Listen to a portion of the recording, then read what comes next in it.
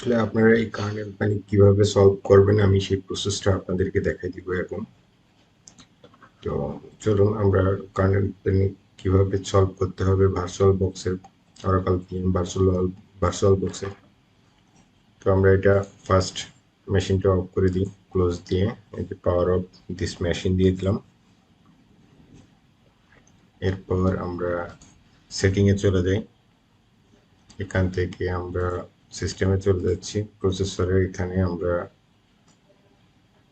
4টা প্রসেসর করে দিলাম, আর এখানে 128 করে দিই।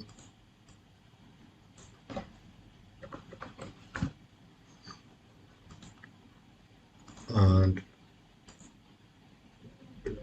ডেস্কটপ মোডে দিয়ে দিই।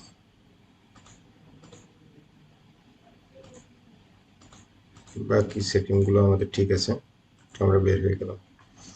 তো আমরা এখন যদি স্টার্ট করি তাহলে কিন্তু দেখতে পাবো যে আমাদের কাজটা শুরু হয়ে গেছে।